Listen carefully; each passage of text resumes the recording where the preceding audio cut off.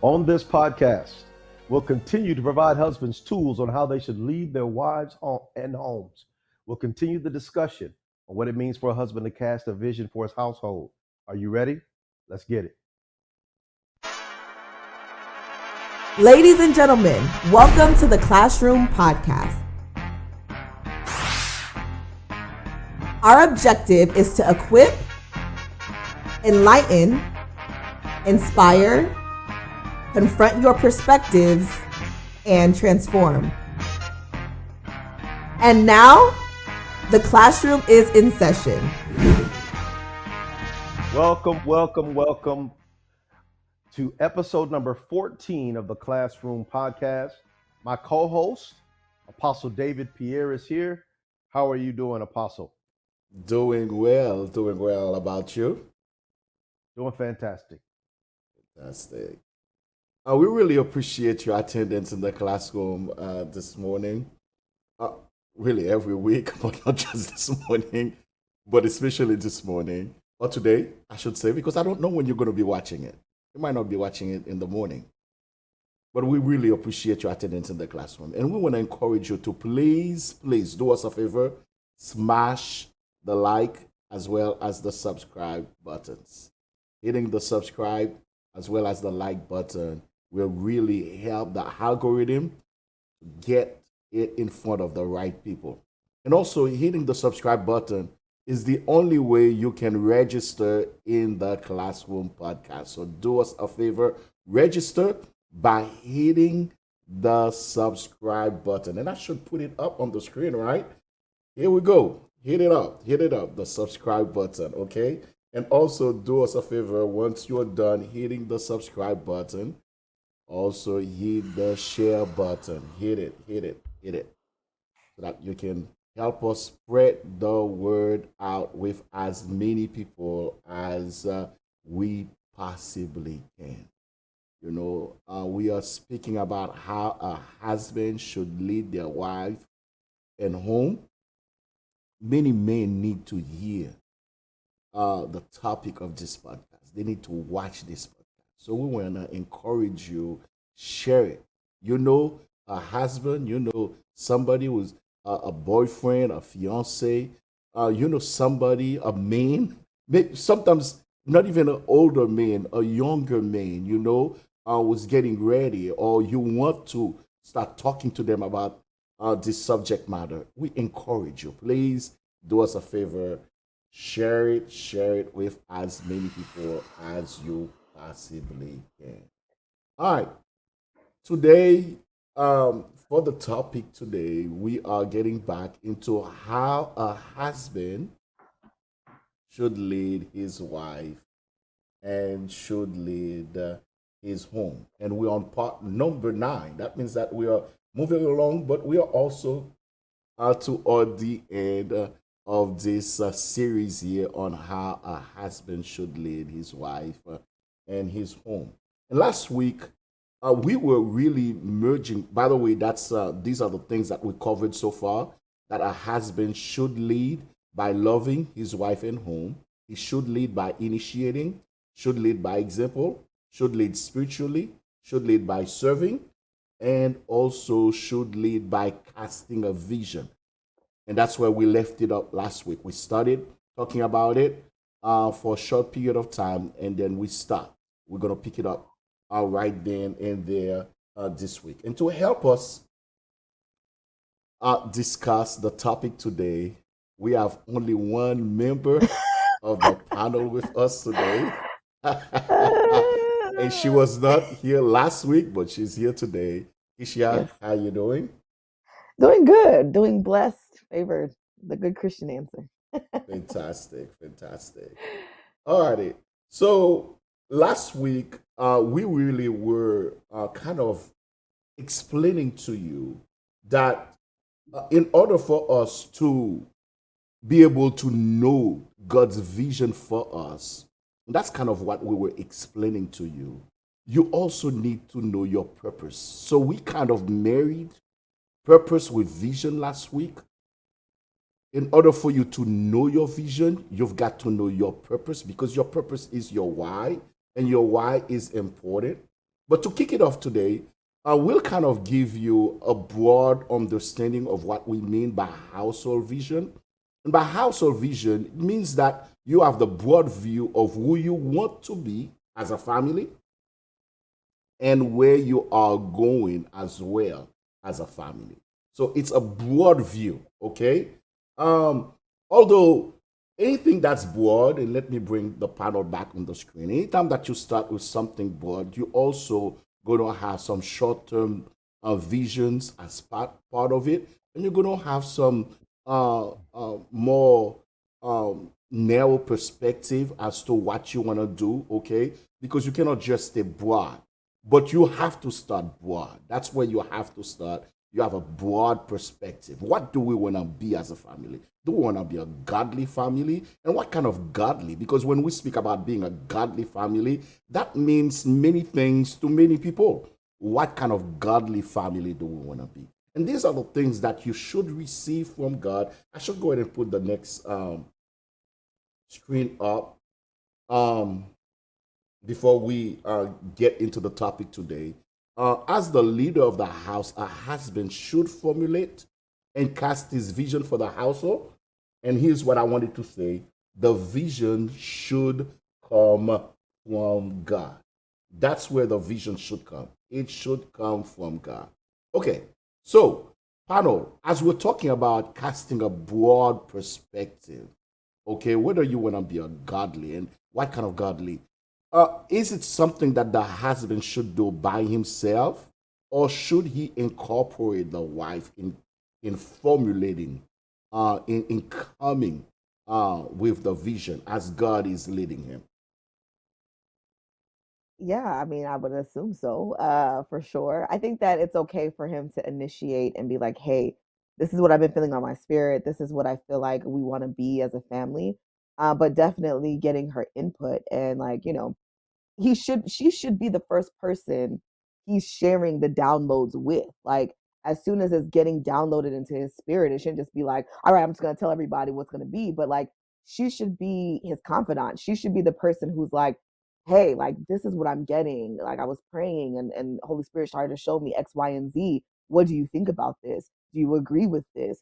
Do you have anything to add to this so that it can be a more well-rounded picture? So I absolutely believe that he should incorporate his wife into that, and it should be a united front by the time they get to the children. This is what we're going to be, and we both are, enforcing that. Pastor Johnny, you want Oh to yeah. add something? Yeah. Ugh, I don't know. I don't know how much to add to that. How much I can add to that. That was a really fantastic answer and observation. I all I can say is that I agree 1,000%. A lot of times, as men that aren't properly trained or understand what leadership really is, we think I'm the boss, so I'm going to lay down legislation and the law, and this is going to be it, and everybody's going to have to like it.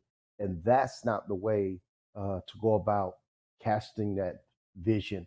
So I agree with what Keisha just said. And a lot of times, even with myself, God will say, He might speak to me, and I say, babe, this is what the Lord is leading me to do, and I'll be ready to do it. And then she'll say, "Okay, I agree, but you might need to wait a minute. Let's wait and do it this way or that way." And so it makes the vision complete when I get my wife's input. Yeah, and I think it's important. Now, that's and as we're saying that, we should also say that it's important that your wife gets involved in everything, not just in formulating the vision, but in everything. Because you should never look at your wife in the same way that you look at your children. I was Okay, going to your say that. wife is not a child. Your wife is your equal and is your half. Okay, so she should be involved, because when she is involved, then she can easily buy into the vision. But if she's not involved, it's going to be hard for her to buy into the vision. So that's why it's important that we get them. You get your wife involved as early as you can, even in the courtship period. As you're talking about the overall. And by the way, and you can tell me whether you agree with me. I believe that's when you start formulating your vision. You start talking about the vision. You start casting out the vision, not after you're married, but in your courtship, so that you know whether you are even compatible, whether you are going in the same direction. Okay? So the guy wants to, his vision is to buy a little boat and live on the ocean, just you and him. And but yet that's not where you want to go as a wife. Then you need to know that. You don't want Yep. to wait until after you're married. That's when you find out. Yeah, we're going to live in the ocean for the rest of our lives. That's it. Okay. All right. So I think it's important that. So you do agree with me, panel, as far I as agree. when you should begin. I agree Go with ahead, that Pastor. with that observation. But one thing to keep in mind is visions can be amended, and Mhm. visions evolve, and Yes. so you can. It's not like a black and white written in stone thing. This you may have a vision first to start off in the ocean, but then when you think about, dang, we're gonna have kids, we might need to be near a grocery store so we can get diapers and different things like that, and so. So things it might switch up a little bit, and Hey, so the ocean is um, is the diaper. The ocean is. well, yeah, you got easy, easy wash. Right, right, and you may get that as an answer. I mean, Yeah, sometimes, yeah, yeah. yeah. Yeah, I mean, I found But that like, oh, go ahead, Pastor Johnny. no, I'm done. Okay. Yeah, I found that because I've started dipping my toes in the water of the dating world, and it's been a very interesting. But I found that, in having conversations with people, they will begin to tell you what inspires them and what they like and what they want to do and things like that. And what I found for myself, especially being raised the way that I am, is I think that, and y'all, and this is really a question for women who are, dating and what they should be looking for, because we're talking about in the courtship stage. I've been raised very well with leadership and understanding and all that stuff. And so it's hard for me. At times, I have to pull back how intense I can be in my expectation of your leadership quality and your ability to lead and have vision and all these things. And so, like, is there any such thing as a woman being too intense in her expectation of what leadership should look like? And like, if so, like, what should be our mindset? Is it like, because like you said, visions do evolve, but what if I'm looking for something specific and you don't have it, and I'm super intense because I'm looking at my father who's been in the game for 30 plus years and has evolved into the man and the leader that he is, and I'm expecting it to get that same value in somebody who has no skin in the game as far as leadership and marriage and things like that. So how intense should women be, and how like, yeah, how intense should we be in that expectation in the courtship? That is a very good question. Excellent Um, question. because is it fair to meet this man and have the expectations of what your father has become Right. over the years, and so now you want this young man who's just really getting started to be like dad, who's already been a veteran of how to do it and how to walk it out. So that puts an kind of an uh, kind of an overbearing pressure on that man to walk in that level uh, of authority and that level of leadership. So I don't know how to temper that back, and because you have what you have, you think the way you think, your expectations are what your expectations are, and so how to dial those back, man, that's not an easy thing to answer, I guess. Yeah, Yeah. but I think it has to be dialed back because it's unfair to cast on the person who your father, and I'm going to assume that everyone, especially every lady in the audience, might be where you are. You cannot cast where your father is on him. You can't do that. his leadership, or what, whoever he is altogether. It would be unfair to him.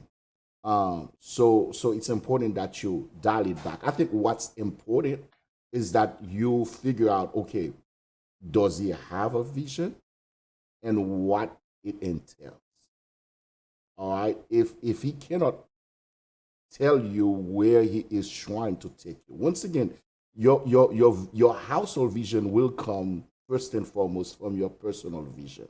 Before it ever becomes a household vision, it has to be your personal vision. And that's why we were talking about purpose last week, your why, because once you know your why, then you have a drive to make your why become a reality. That's your vision. Now, once you have that vision, now together with your wife, you're going to make it become a household vision. Now, if the person can tell you, then that's important. That's key. And that's where you can say, okay, I see where you're going. It might not be a polished vision, but it takes time for it to become polished. It takes time for a person to become polished as well. So you're gonna have to make room for grace, when it comes to that. But when it comes to not having a vision, which we're gonna be talking about in a little bit here, no, you can't settle for that, obviously. For sure. Yeah, Yeah. ladies. Yeah. If your man's vision is to be a 3-time champion in Madden 2024, run for the hills. Amen. Amen. Amen. Or if his vision does not entail living a godly life, or he may be a church goer, but he's not completely sold out. And by talking to him, you can see that his vision is taking him away from God, or would take him away from God. Then that's a clear warning sign. It's a sign for you to say, hey, hold up. We're not going in the same direction. That's the whole essence of unequal yoke. That means that we are pulling in different direction. We're not pulling in the same weight.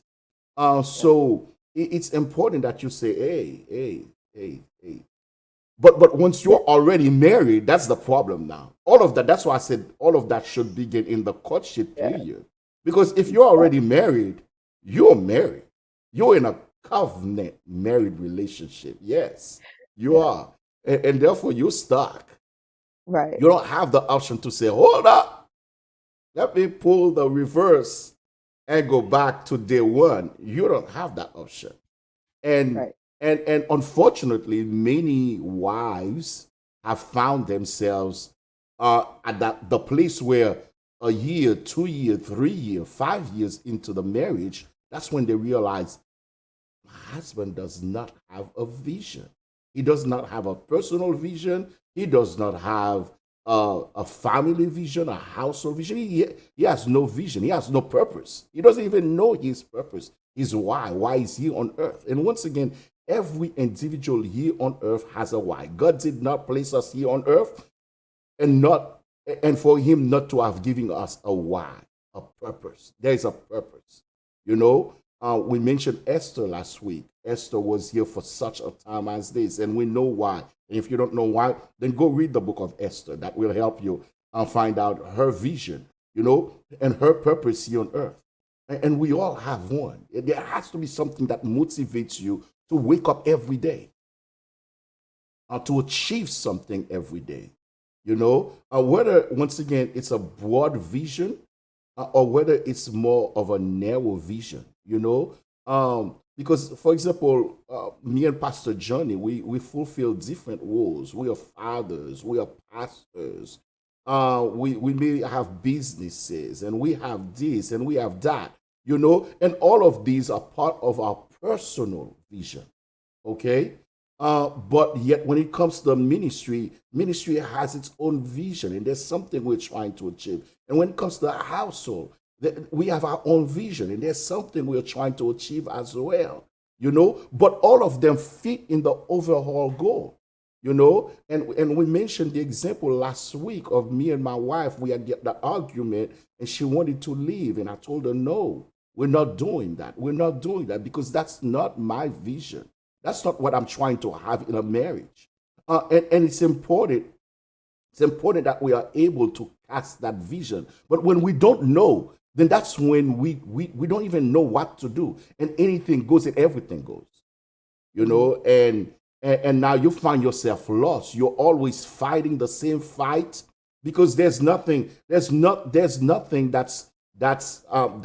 us the direction that we are going. And therefore, sometimes you find yourself pulling in different direction. The wife is trying to go in this direction, and the husband is pulling in the opposite direction, and you can't have that. But once you have a vision and you have a why personally, then now you can bring your the person that you're courting in, and let them know what it is, so that by the time that you're getting close to get married, now you guys can start formulating and casting a vision together.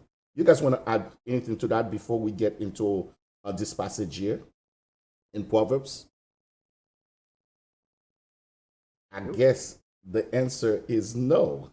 No. So let's get into this passage here in Proverbs. By the way, God will give us short-term visions, but let's get into the passage here in Proverbs 29, verse 18. Okay, and it says, "Where there is no vision or no revelation of God and His word, what happened? The people are unrestrained. They are unrestrained." Or other versions say that they perish where there is no vision. And that's why it's important that we have a vision. It's important. I cannot stress it enough, the importance for us to have a vision, because where there is no vision, then the people perish. Now, once again, the vision has to come from God. It cannot just come from yourself. But that is, if you are a believer, it should come from God. But you should have a vision. You should have a sense of direction. Where are we going? What are we trying to do? What are we trying to accomplish as a family? As a family, what do we see us do? Okay, and all of that is important that you formulate it early in the marriage. But like Pastor Johnny said, also as time goes on, you will find the need to amend it. You'll find the need to make it better, to drop some things and bring some things, so that your vision can become even sharper, so that everybody can understand it. Everyone in the house can understand it. And what happens is that what I find myself in my own personal family is that when you have a clear vision, then it's easy for everyone to fall in line. And even people that do come into your house, people that will come into your house and stay for a short period of time, it's easy for them as well to come and to fall in line, even though they might not, they might not, what should I say, where they were living, they were not going in the same direction as your household vision, but they'll come and they'll fall in line because they understand that's how we do it here. That's how we do it here, and it becomes, your vision will become part of your culture as well. That's what we do. That's what we do. Go ahead, Pastor Johnny and Akish. Yeah. Even looking at that scripture, so to me, it could read where the husband is not a visionary, his marriage and or his household and his children could perish Mm-hmm. because they have no direction. No one knows where exactly it is we want to go and what we want to do and what we want to accomplish. And so a lack of vision really releases bondages, Amen. and change, because we don't know what to do, or where to go, or where are you leading us, where are you taking us. And so, and the one thing I believe a woman, a wife, needs is security.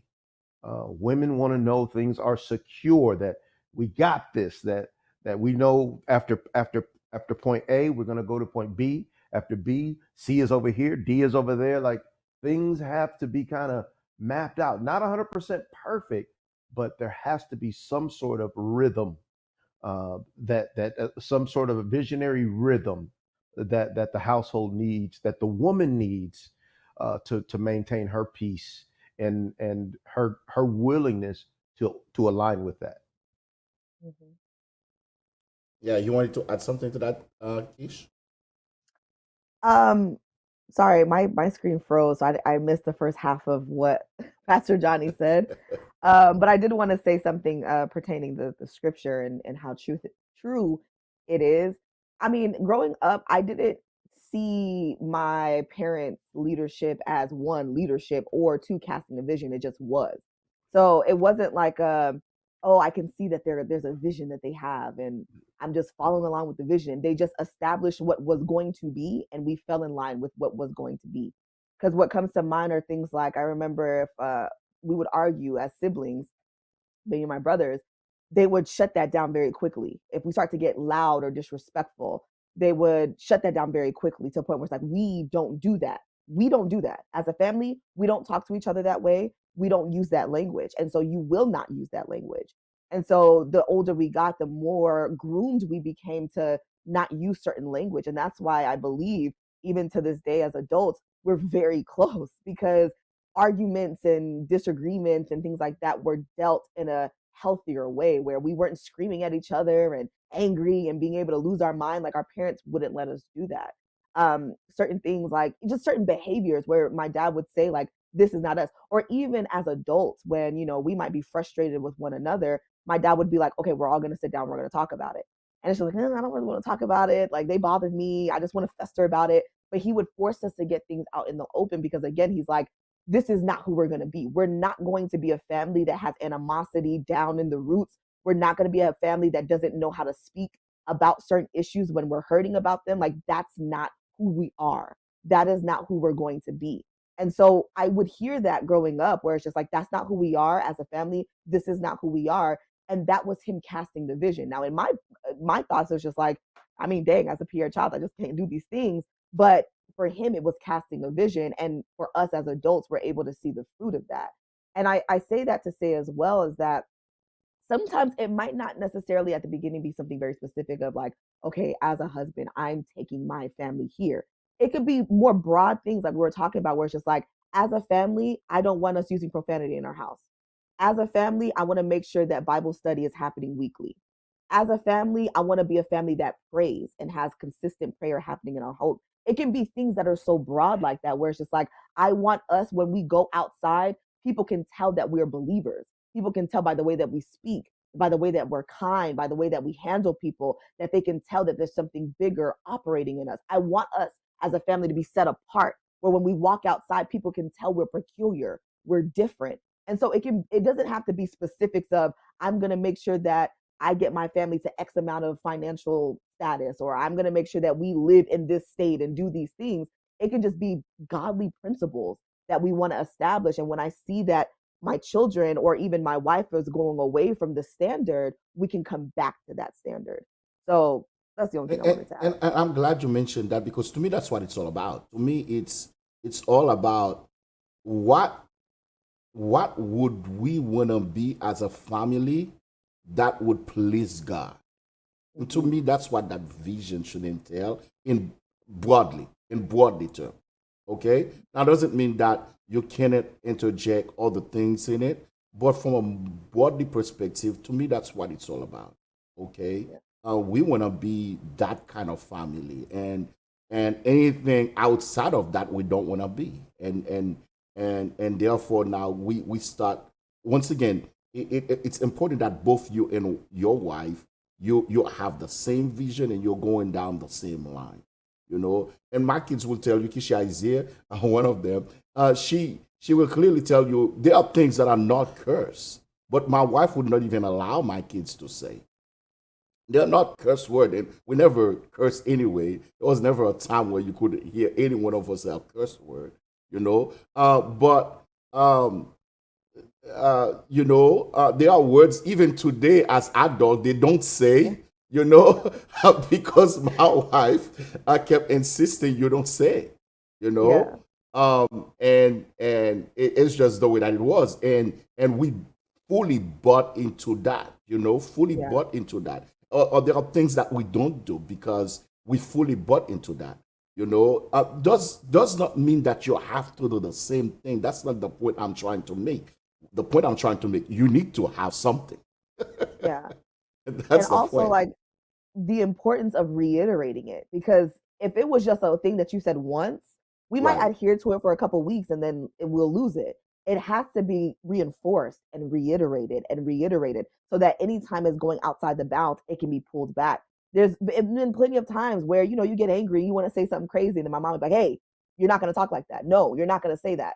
And so we have to keep being pulled back and pulled back and pulled back until it's a natural part of our behavior. It's a natural part of our personality, but it's not something. So don't think that it's going to be like something that you give once, you cast this vision once, and then everybody's just going to fall in line. It doesn't work that way. It has to be reiterated and reiterated and reiterated. You'll see that companies will have retreats for their staff yearly to go back over the core Come values, on, to come go on. back over, like why we are here. This is what we want to embody. This is how we want you to be. Disney will have quarterly meetings with their staff to keep on the Disney persona of how they want you to Reinforcing treat. the vision.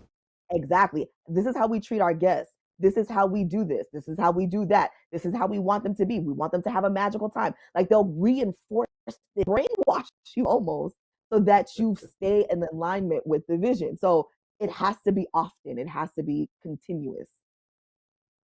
Important. Yeah, it reminds me of when I, was growing up, and for a good season of our lives, my brothers and I were raised by my by my grandmother, my big mama, and so it's the word now I'm thinking, and I'm thinking about the vision and different things like that, and a few words, like for instance, if my grandmother called one of us, we couldn't dare say huh. Right? You We'd be better like, believe it. At the house as well. Uh, yeah, yeah. It was like yes, and we understood that. And Yeah. so whenever any adult calls you, you say yes Yes. or ma'am Hmm. or sir, and even words like it's crazy, but we couldn't say shut up in our house. You, you Well, us you Same, you either. couldn't say same. shut up, and we couldn't we couldn't even say lie in our house. We had to say you're Tell telling us stories. stories. I'm like, what? Telling Yep. stories. Like lie was a cuss word. Shut up was a It cuss was. It word. was. Yep. And so it's Yeah, just we couldn't say stupid, like you're stupid, couldn't say yeah, that. My mom yeah, got to the point where she wouldn't even let us say she. Like if we're talking to my dad, it'd be like, well, she said, who's she? I'm your mom. yeah, You better say your yeah. mom said. Like she wouldn't let us call her she. We could not say she and like it'd be dismissive. Oh, she over there. No, no, no. And I'm your mom. And No, you're gonna say, my mom told me X, Y, and Z. yeah. Uh-huh. So It's but go ahead, go ahead. that was that was like you said, that was ingrained. That was ingrained to our thinking. It wasn't something that was said one time and you better get it and that's that. We had to be trained. We had to Right. be kind of led in that direction on a continual basis as we grew. And then it became something that was just a part of us. There are certain things that I do and say now Hmm. because of the way I was raised. I don't ask because of my big mama. She told me, don't you dare ask a woman how old she is. You are never to ask. And so I'm afraid. Even now, I don't ask. I don't Right, right. ask because I don't know. Big mama put the fear of God in me Uh-huh. about.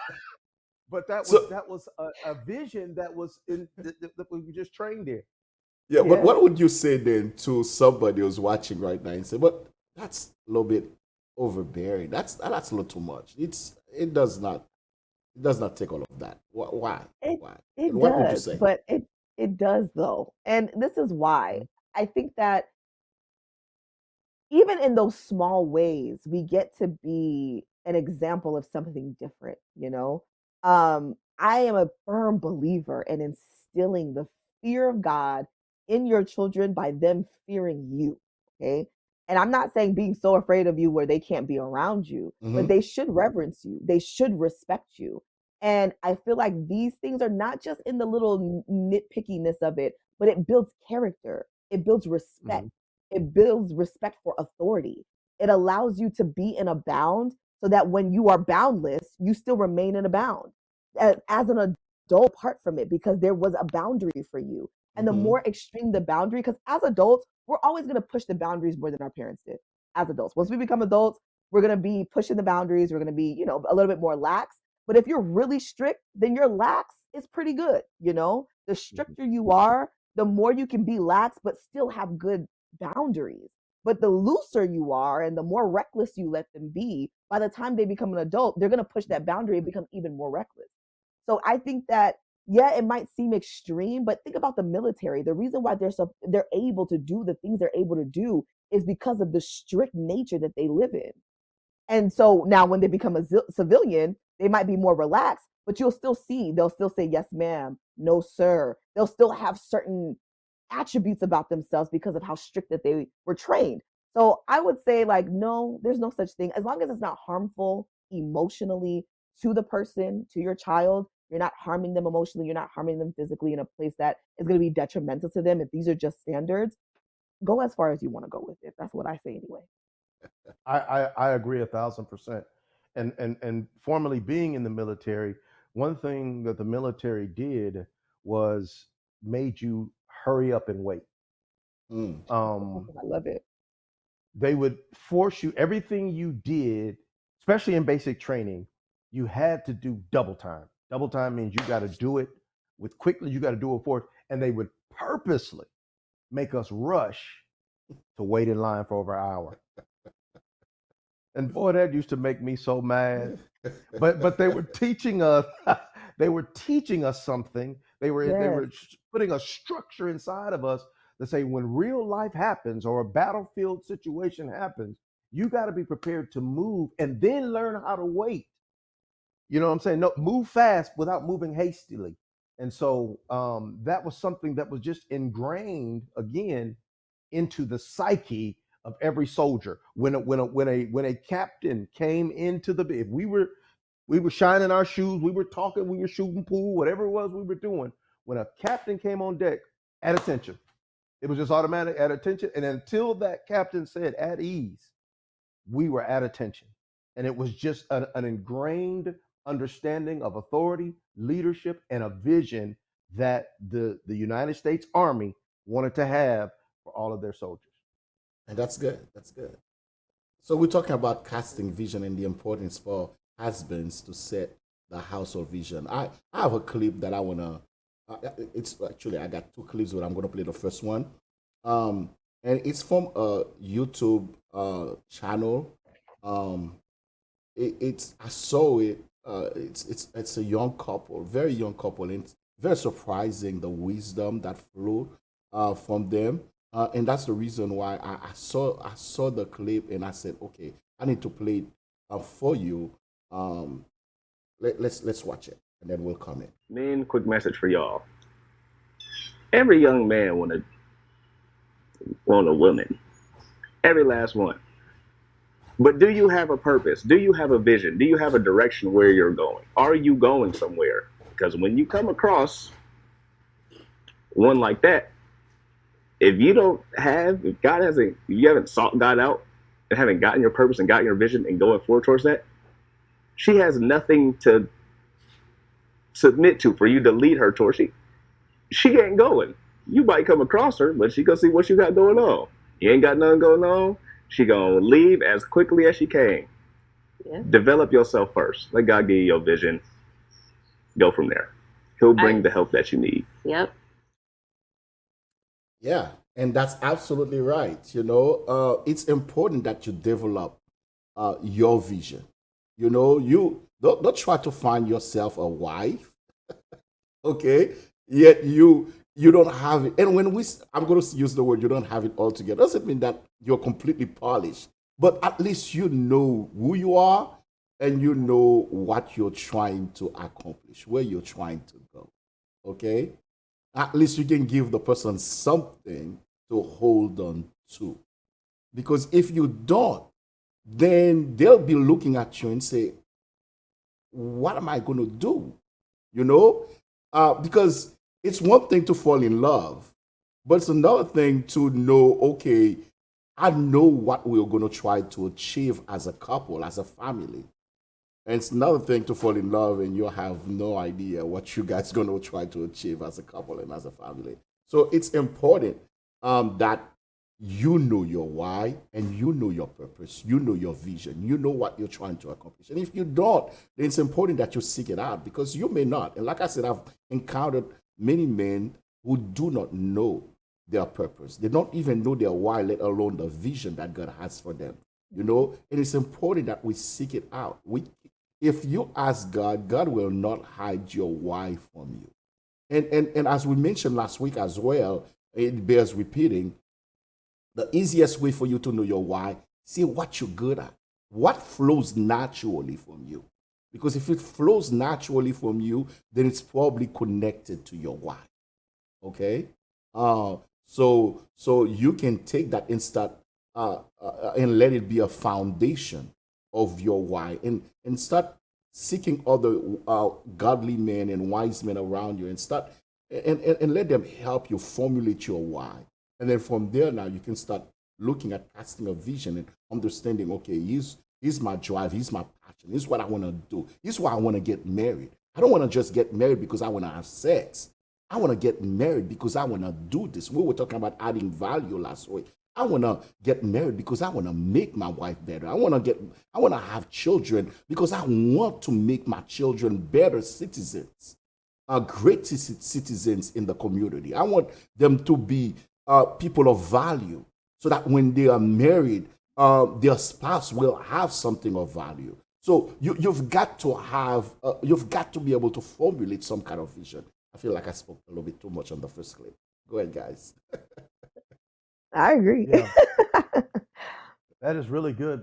And the problem is we got so much in the culture that is dumping on our young Mm-hmm. men Mm-hmm. and convincing them that being a player, uh, kind of playing the field, kind of doing things this way, get the bag, Yeah. kind of be self-made, and actually, the more women you conquer, the greater man you are. And so the culture is so backwards and so twisted, and it teaches. Really, our culture today is saying that marriage is antiquated, Mm-hmm. that marriage is outdated, and love isn't love anymore. Love is whatever you call it. And so um, there's a lot of things that our young men kind of have to fight through to even get to a place like that young man spoke, and that takes ministry in the home. That's where That's right. That's that absolutely right. visionary and the father in the home can raise up other fathers, That's raise absolutely up right. different things like that. And so, yeah, that's the And challenge that we it's face the today. challenge. It's the challenge for us not to raise empty suits. Right.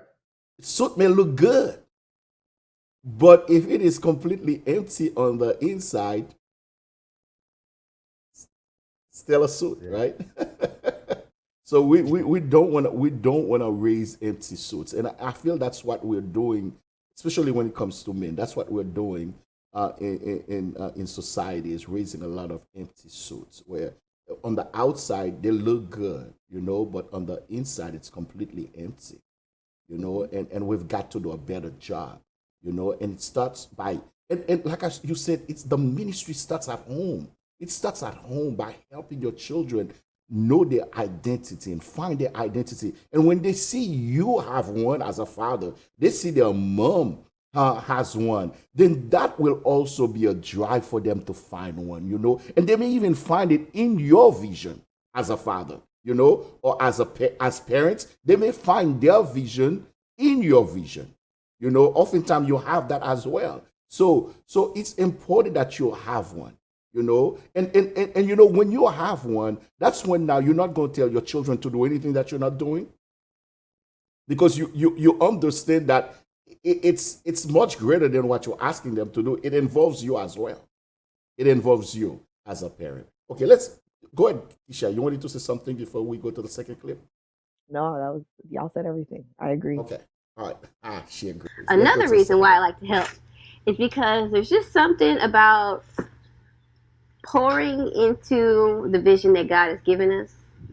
Like, I'd love to be a part of this. Who wouldn't? If God gave us the vision, well, God gave Gerald the vision. He shared it with me, and I'm here to help. So, I'm honored. What story in the Bible does that sound like? Let me read it for y'all. Actually, I'm going to do a quick paraphrase. God created Adam. He gave Adam a vision. Adam set off on his vision. God brought the animals to Adam. He did not find help suitable for him. He was still missing a little bit. God put him to sleep. He brought up Eve, and he said, flesh of my flesh, bone of my bones. He found a suitable helper for him to work the garden with. Interesting. That's me.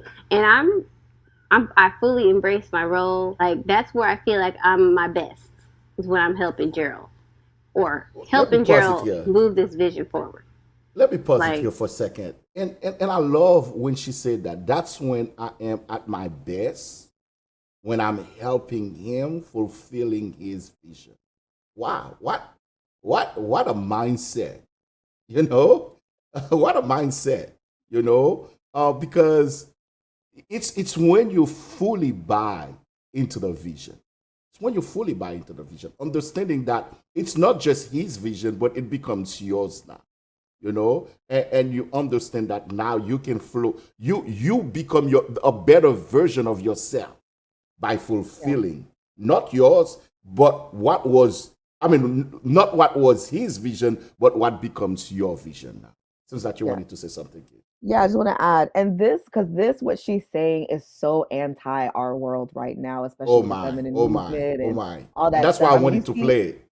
Yeah, you see how they tore that poor man from the what's the Super Bowl team that did the speech, and they tore him down for saying the things that he said about, his wife and how much he honors her.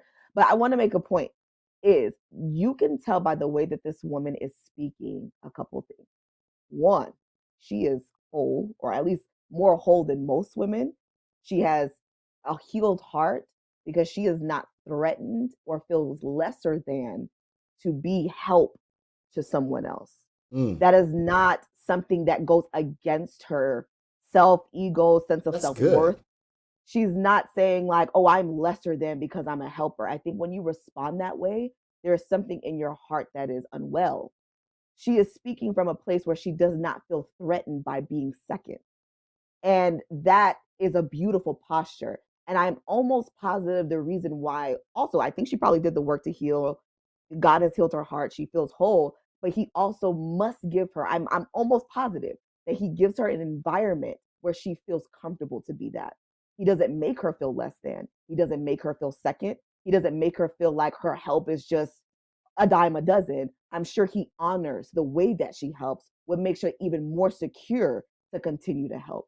And so what we're seeing is a healthy dynamic of what God has designed it to be, where you shouldn't, as a woman, feel threatened to feel like my best role is helping, my husband in what he has the vision for, and not feel lesser than, not feel like you're second banana, not feel like you're just yesterday's trash.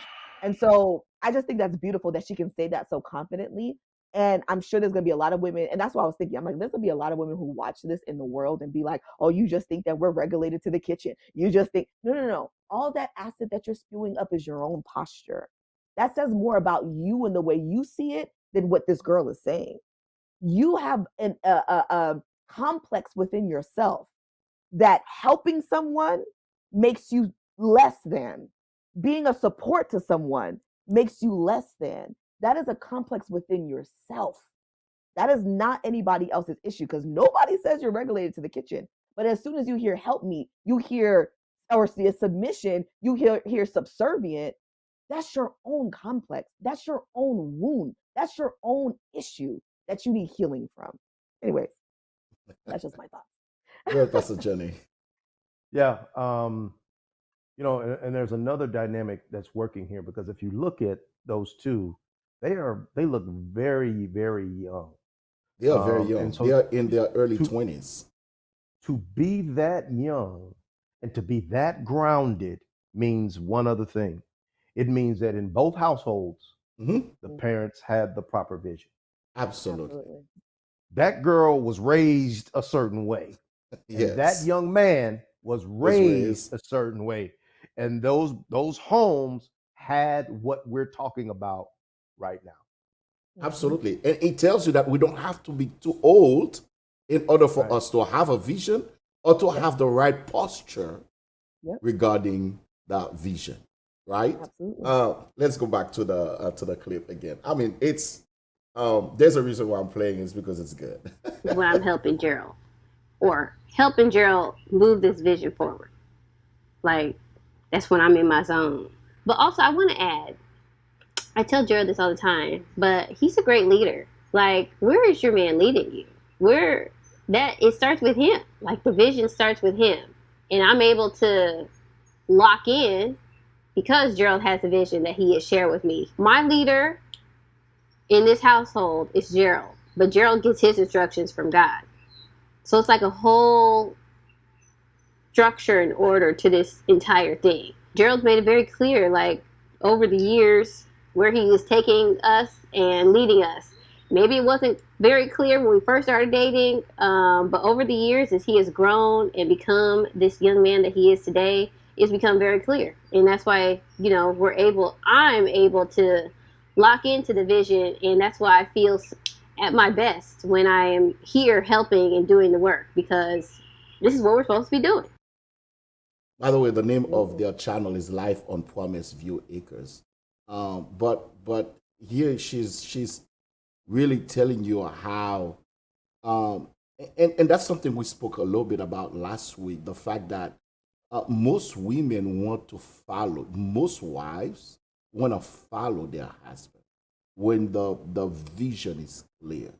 You know, when the vision is clear, they don't mind follow you. It's when the vision is a little murky or or they don't see any vision.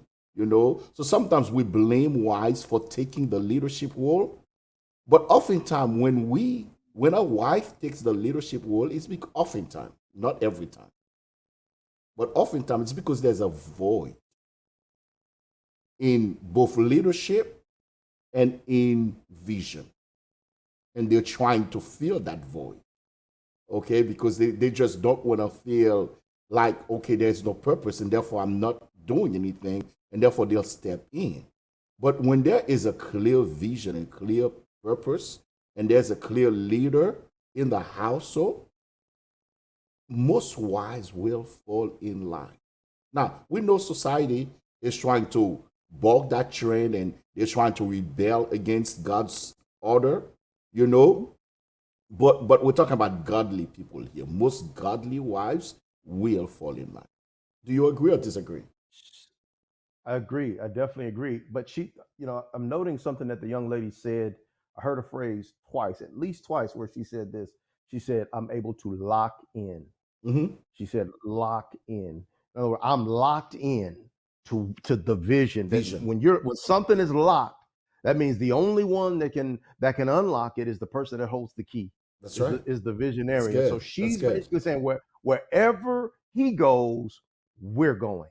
That's right. And he's not going without making sure I'm right there next to him. It's not like I'm behind him. It's just that he's the right foot and I'm the left foot, or I'm the left and he's the right. But we are flowing and functioning as one, and I can lock in to that. And the problem is when husbands don't take that role, and then the woman steps up, we label her in the church a Jezebel. Mm-hmm. Strong women, we quick to, she's a Jezebel. Mm-hmm. Well, Oh men can yeah. be Jezebels too. You know what I'm saying? And so it's because it's a spirit. And Mm-hmm. so Yeah. no, brother, maybe she's stepping up because you won't. Come You know what on. I'm saying? And so Come on. and so we have to kind of consider that it ain't her as much as you're not doing your job. If she's doing more than what you say or what you feel she should be doing, it's because you're not doing enough. That's good. That's good. That's good. And don't let pride, like if you hear this statement and that's your dynamic, don't let pride be your response, because if pride is your response, you're going to find yourself in this cycle for a long time. If you humble yourself and acknowledge, dang, he's right, dang, that's me, Don't let pride be like, well, I'm going to take control. No, no, no. Let humility push you to leading. Like humble yourself, accept this is me. Now I need to change. I'm going to do better. And slowly watch that dynamic change. Yes, yes. And for your husbands, ask God to just make clear what my purpose and my vision is, and give me the ability to clearly cast that vision. First of all, formulate it with my wife and Mm-hmm. to cast it Mm-hmm. every day. We don't have to have a sheet of paper in our hands every day to say, hey, this is where we're going. No, the vision should be embedded in your heart. Okay? Now, I'm not saying you should not write your vision if you want to write it. Actually, we're going to be reading a verse about that probably next week because we're not going to be finished today. Um, but the vision should be embedded in your heart, so that you can cast it every day, so that you know what flows with the vision and what does not flow. Because sometimes on a daily basis, maybe the kids might do something, the wife might want to do something that's outside of the vision, and you knowing the vision will help you set the vision, will help you say, this is outside of who we are as a family. Give me a second here. This is outside of the vision. This is not what we're trying to do. Here's where we're trying to go. Here's what we're trying to do. And as long as your wife is locked in, and I love the fact that she completely, listen, she completely, and they did not grow up. By the way, give you a little background here. Those two, especially her, she grew up in the city. She grew up in the city. She was a city girl. Both of them were in track and field in the same university, and they met there, got engaged, got married, and now they bought a 21-acre farm. And that's his vision, because his vision is in farming. It's in that. And she had to shift from being a city girl to being all about farming, and they are making a healthy juice and health things along that line. So you can watch their channel. I encourage you to, because I do watch it from time to time, because I think when you're watching godly couple doing things, it really is beautiful to see. But to me, that when you can get somebody to buy into that vision, they will gladly leave anything behind. They will gladly leave everything behind. It's just like when God gave Abraham a new vision, say, leave your father's household and go to a land that I have yet to show you, but I will show you as you're going. And guess what? Sarah bought into the vision. She bought into the vision and she went. There's no place in the Bible where you find that she rebelled against him. She bought into the vision. So when your wife trusts you, she trusts that you're hearing from God, you can hear his voice, she will gladly buy into the vision. So that's why it's important, men, that we raise our level up, because sometimes it's easy for us to blame our wives. Very easy for us to blame them. They're not listening. They are trying to take over. They minimize me as a man. They emasculate me, and we put all kinds of blame on them, when in reality it's our failures that cause them to do what they're doing. We need to raise our game up. We need to step up. Anything else you guys want to add before we close today? Because we have to close. It's already an hour. No, step up. I think we got it all. All right. So we're going to pick it up next week on the same topic of casting vision. And maybe we'll get into the next part as well. And that's the last one that we're going to cover, that a husband should also lead by being a good manager. Okay? That's the last one that we're going to be covering. All right. It's always good to have you every time. Once again, panel, he's here. There's only one person on the panel today. Sokoto, have you today on the podcast. The contribution that you bring is always insightful. We're thankful for you, and we'll see you Nice. next week. Yes. Pastor I'm here. Johnny, another great podcast once again, right? Absolutely, absolutely. Just phenomenal. Those video clips were amazing to see that young couple, because that'll give hope to a young man that's out there trying to find his way and understand what he needs to do before Right. entering into courtship with another young woman. So, great example. Absolutely. Absolutely. And indeed, it was a pleasure having you here in the classroom. And if you have yet to subscribe in the classroom, please do me a favor, subscribe, subscribe, subscribe. And also, if you like the content, you like the discussions that we have, whether it's the one that we had today or others that we've had. This is podcast number 14. And we encourage you, please also share, share, share, share, share, share. Alrighty, it's time for us to what's that noise? I'm not too sure where it came from. But it's time for us to end the podcast right now. We really appreciate you. And husbands, I encourage you. Raise your game up. Raise your game up.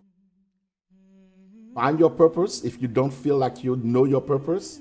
And definitely ask God to help you form your purpose, cast a vision, and bring your wife in and formulate it together, cast it together, and eventually bring the kids in to the vision. We are thankful for you. We love you.